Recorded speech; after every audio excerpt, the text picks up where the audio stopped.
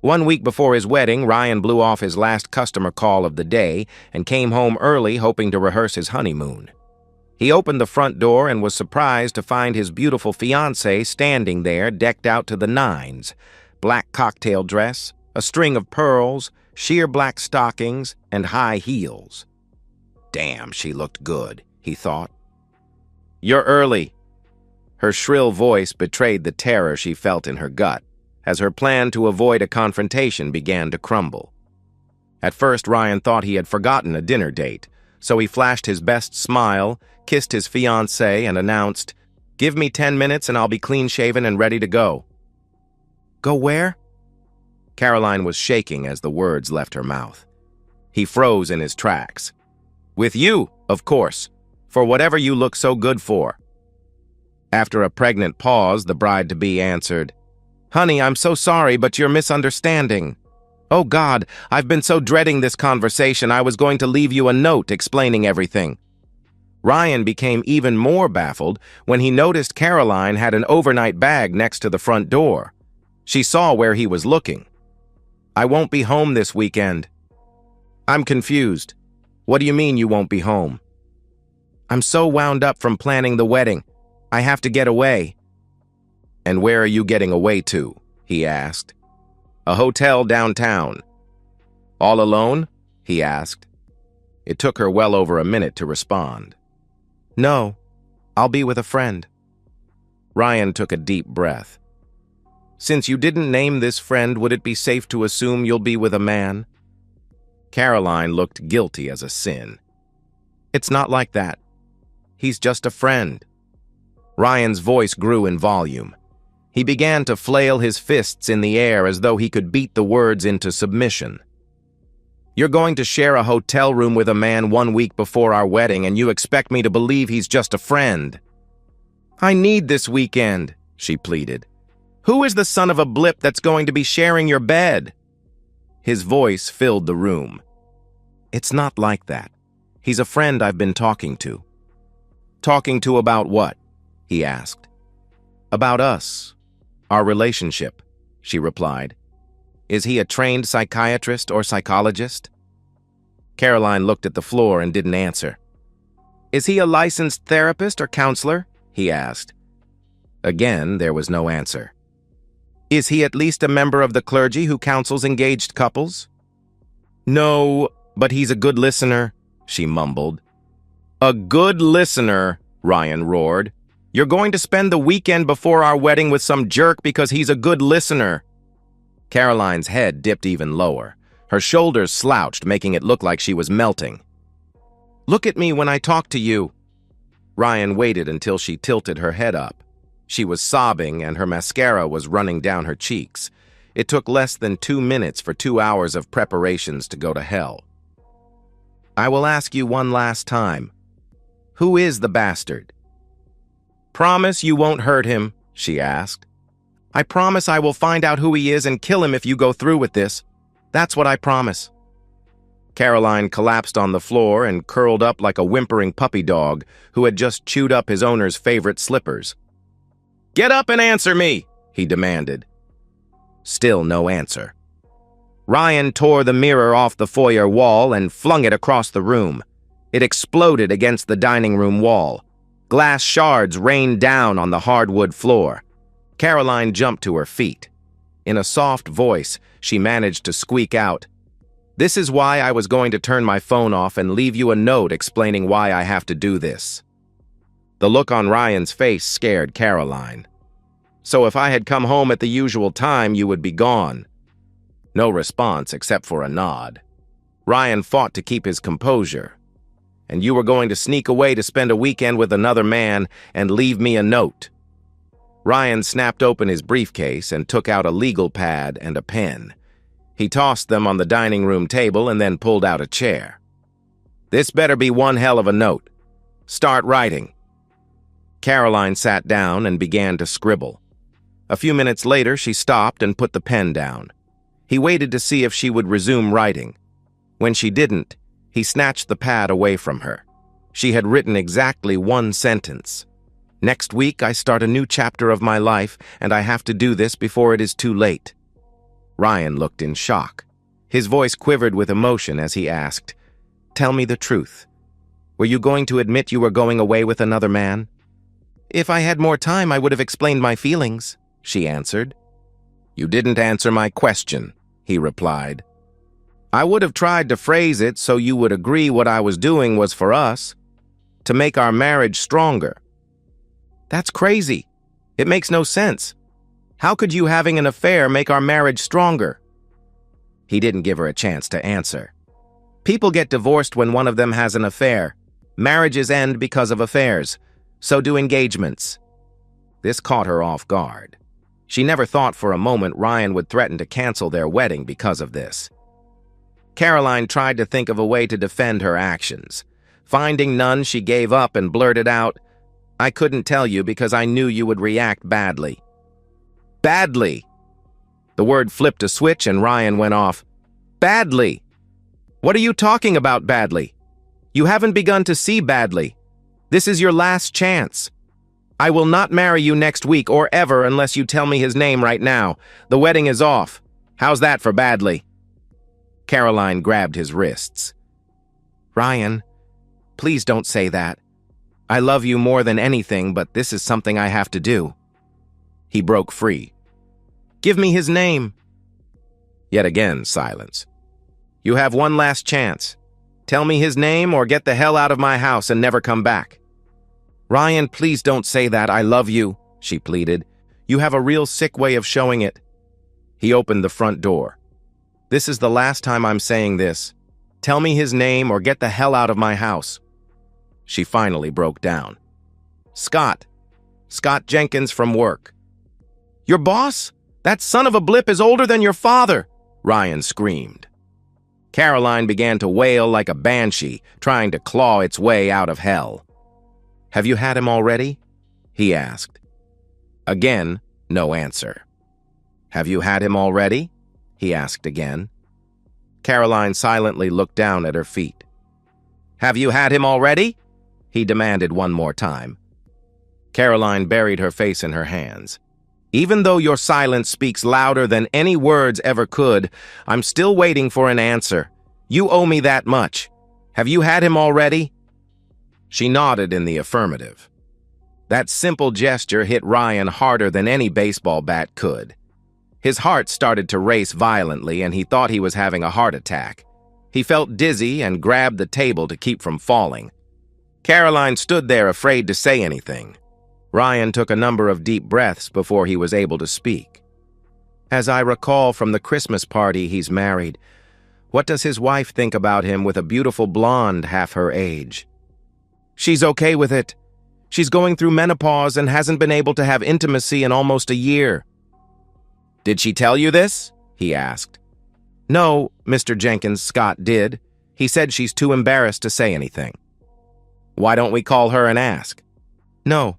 Scott said that would humiliate her even more," she replied. "Give me your phone. I'm willing to take that chance." "I don't have his home number, only his cell phone," she replied. "That means the bastard is sneaking around behind his wife's back." "No, he respects her feelings and doesn't want to make her feel like less of a woman," she replied. "I can't believe how stupid you are defending him. I can't take it. I'm giving you the choice. Leave or get thrown out on your cheating back." "How dare you call me that?" she demanded angrily. "What would you call an engaged woman who has an affair with a married man?" he asked. No response.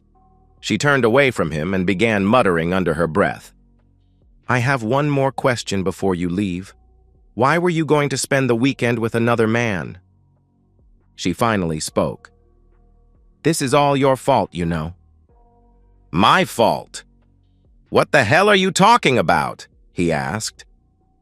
"When we started to get serious, you admitted you had intimacy with 3 girls before me. You were the only man I ever had intimacy with. I told you it didn't matter, but after talking about it with Scott, it started to eat at me and I knew eventually I would cheat on you to even things up. Scott said if our marriage is to succeed, we must enter it as equals. He said I had to do this now because I told him you always said you would never stay married to a woman who cheated on you. We're not married, so I would even the score. Then I would never cheat on you after we are married. What? Are you insane? That was before I met you. I have been 100% faithful since our first date, Ryan rambled on. So you staked our whole future on nonsense spewed by an old guy who wanted a girl half his age. No, it's not like that. I mean, yes, we talked about it. He made me see how unfair it was to me. But he never tried to manipulate me, she replied. So it never occurred to you that he had a vested interest in getting you to even things up? No, it wasn't like that. He only wanted to help us, she replied. Humor me. What exactly did the good listener say that would help us? He asked. He didn't say much, but he helped me think things out. He made me realize I'm entitled to have intimacy with 3 different men so we can enter our marriage as equals. Entitled? What a crock of nonsense, Ryan screamed. Ryan, I enjoyed having love with a different man, but I love you so much I'm willing to settle for one. Caroline foolishly smirked like she had played a trump card. Settle for one? Ryan stared her down. If this wasn't so pathetic, I would laugh. I'm so confused. It made so much sense when Scott explained it. It wasn't supposed to be like this, she answered. You're right. It was supposed to be you and me together forever, faithful unto each other. Ryan looked like he was going to lose it. So how did you think I would react when I found out you were being loved by your boss? No, you're twisting everything around, she replied. Then tell me, what did you think would happen when you came home from your weekend tryst? Did you think I would be a good little husband and thank the old man for being with my fiancé? No, I hoped you would never find out. I love you. I never wanted to hurt you. It would be my little secret, tucked away forever, she answered.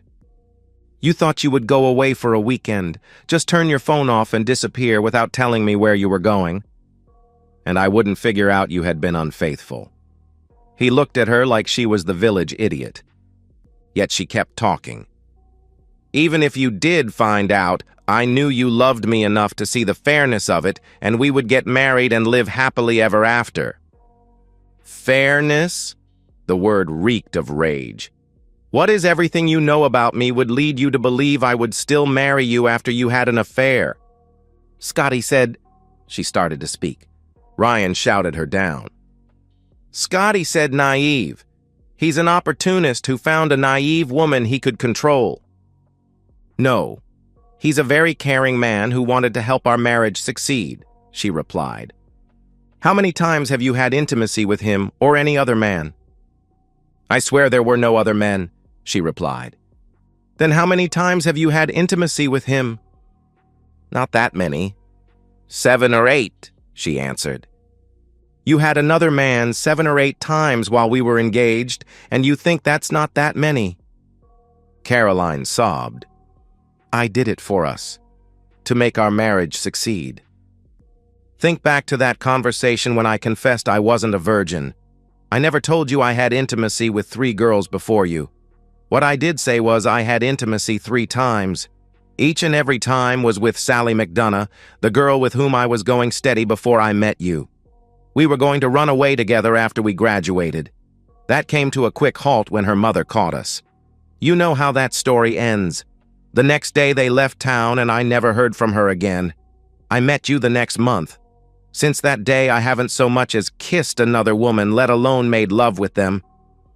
Caroline felt sick. So that puts you ahead 7 or 8 to 3. I guess I have to have 4 or 5 other women to make us equal. No, she stammered. Since I have no idea what happened to Sally, do you think that jerk would say I'm entitled to have 4 or 5 different women to make us equal? How about your best friend Laura? You always said you didn't trust her around me. Maybe your sister, she's not going out with anyone. No, Ryan, oh please no, she answered. Give me one good reason why not, he demanded. I'll end the affair and won't go with him for the weekend. You have to understand.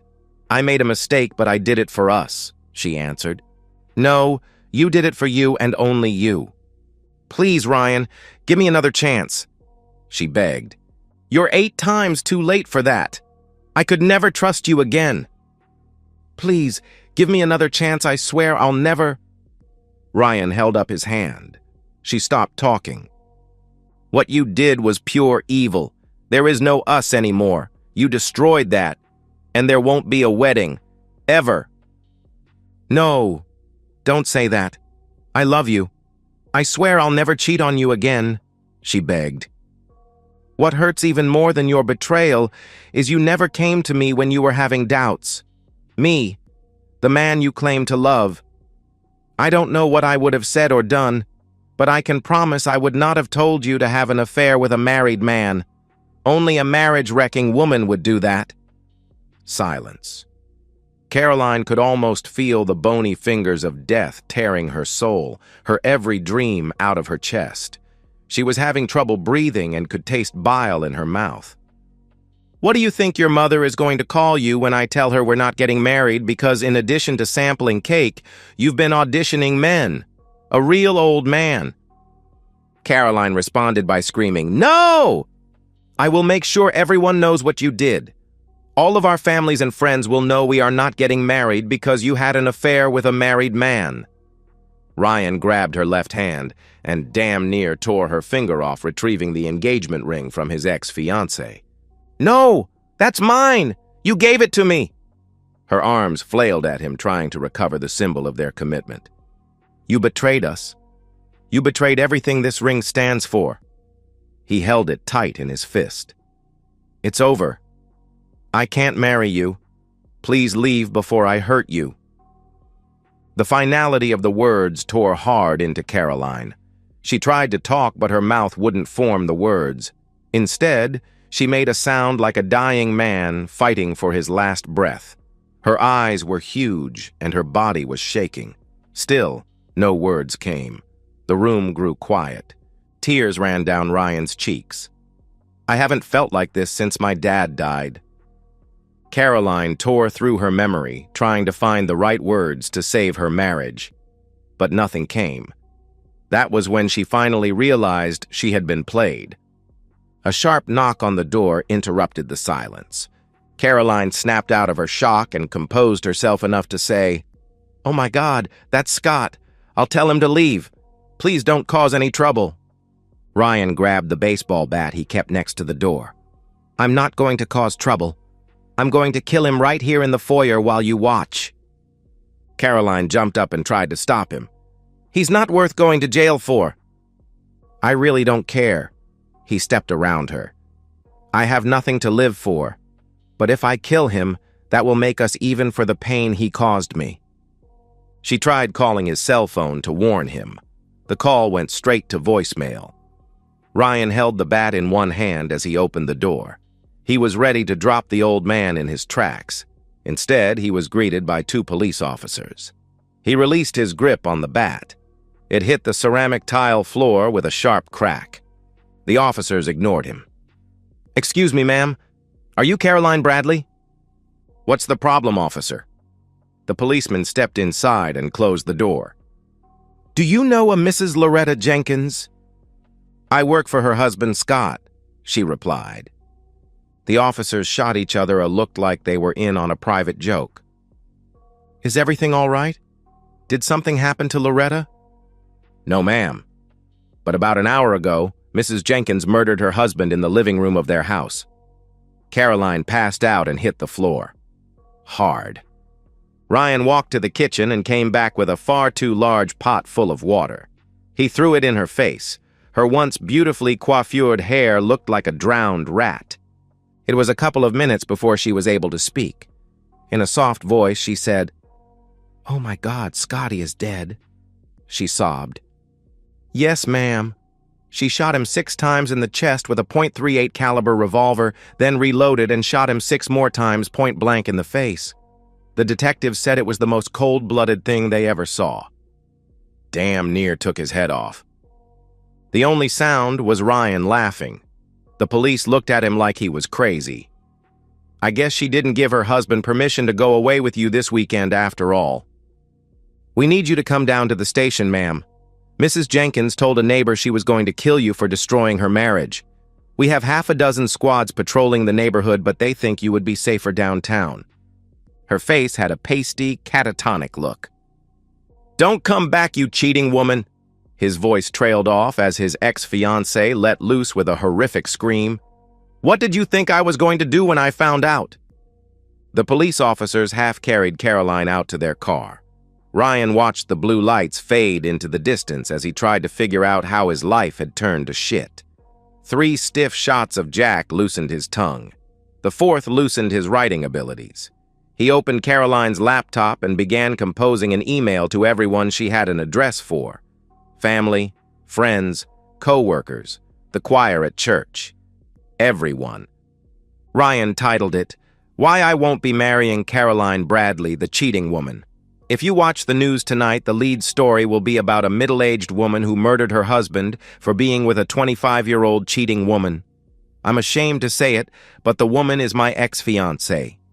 Yep, little Miss Prim and proper Caroline, who always looked down her nose at her friends for sleeping around, is responsible for a 60-year-old man being shot dead. Yes, she was seeing a guy older than her father, so now you know why I'm not getting married. Thank God this happened before I ruined my life by marrying that cheating woman. Because once a cheat, always a cheat. P.S. The police are hiding Caroline because her paramour's widow is hunting for her to kill her. I hope she succeeds. Within a couple of minutes after he hit the send key, he had a half-dozen responses. Then his phone began to ring. The first call was from the local newspaper asking for an interview. He sent the reporter a couple of pictures of her wearing a skimpy bikini. Then he told him the story of her betrayal. Next, he agreed to be interviewed on the air by the local radio station. Ryan spent the next couple of hours talking to reporters and answering emails. Most were very supportive, including Caroline's friends and family. When he grew tired of telling the story, he took a break and started shoving everything of Caroline's into a heavy-duty garbage bag. He eventually filled 4 bags. He dragged them out to the front of the garage by the garbage cans. Ryan lived in a bedroom suburb which hasn't had a murder in over 5 years, so the next morning the local newspaper ran a banner headline, "A love triangle ends in death." The TV stations also descended on his peaceful subdivision. Each had led the evening's news with a picture of the on-the-lam suspect, as well as Ryan's ex-fiancée in a bikini and the victim. It was pitch black outside when Ryan decided to finish the bottle of bourbon. The next morning, a TV crew showed up in time to video a locksmith changing the locks. He finished by posting "no trespassing" signs all around the house. 2 hours later, police found Loretta Jenkins sleeping in her car a couple of blocks away from Caroline's apartment.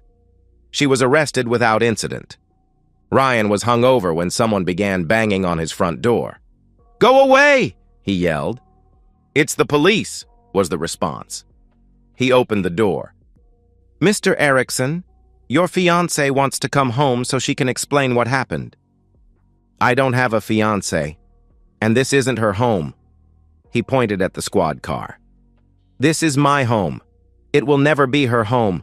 Please take her away because I might do something I would later regret." He stepped outside and pointed at the garbage bags. "That's everything of hers. I would appreciate it if you tell her I will never forgive her nor speak to her ever again. Never." He could hear her screaming from the squad car. "Ryan, I love you!" He slammed the door and cranked the TV up. He punched in the channel for the movie channel and sat back to watch a black-and-white western. No one ever came forward to admit to sending the pictures that tipped off Jenkins' wife about the affair. But everyone agreed Scotty's secretary had a mighty smug look on her face when she showed up Monday morning. Caroline became a pariah in town. She was, of course, fired before she could even walk into her office. With the owner dead and his wife's very expensive lawyers being unsuccessful in proving temporary insanity, the business was sold to a Chinese investor who promptly laid everyone off and moved the operation to a small island nation. Caroline's family and friends were united in their condemnation of the adulteress. The day after she testified in court, she packed everything she owned into her car and set off to start a new life. On her way out of town, she drove by Ryan's house one last time. A sold sticker had been slapped across the for sale sign in the front yard. She tried to drive away but couldn't see through the tears. She stopped the car, closed her eyes, and tried to remember how it felt when he wrapped his arms around her. She wished she was dead. 6 years passed, and Ryan found himself back in his hometown for the funeral of a childhood friend who died a hero in Iraq. The Alumni Association passed the word to his graduating class, and a large turnout was expected. This was the first time he had returned since that night. His 8-month pregnant wife, Brooklyn, Brooke for short, squeezed his hand as he gave her the walking tour of the town square. She knew every step held very bad memories and tightened her grip.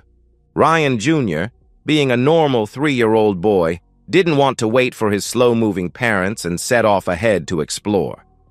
When his mom and dad stopped to look in an antique shop's window, Ryan Jr. took off without looking and ran into a woman leaving a shop. She staggered back a couple of steps and dropped her bag on the sidewalk. Several items fell out, including a condolence card. Brooke shouted, "Ryan Robert Erickson, stop moving this instant!" A chill went up the woman's spine when she heard his name. The mother turned to the woman and said, "I'm so sorry. We spent 6 hours in the car, and he has too much built-up energy to walk." Ryan Jr. walked up to the woman and said, without prompting, "I'm sorry I ran into you, lady, and made you cry." "Are you okay?" Brooke asked. "I'm fine. Your son is a very well-mannered gentleman. You should be very proud of him." As Ryan Sr. knelt down to pick up the bag, he recognized the woman. Their eyes locked, and they kept staring at each other as his son helped pick up an errant ink pen. True to his word, he silently handed the bag to the woman. That was when Brooke noticed her husband had tears in his eyes. She immediately knew who this woman was, and like a lioness protecting her cubs, stepped between the bad memory and her husband. "Get away from my family." She glared at the woman, daring her to speak.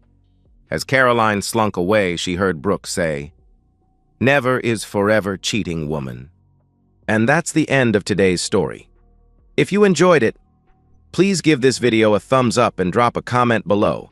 Your support helps the algorithm push my content further. If you're new to the channel, don't forget to hit that subscribe button. It really helps me keep creating more stories for you. Thanks for watching, and I'll see you in the next one.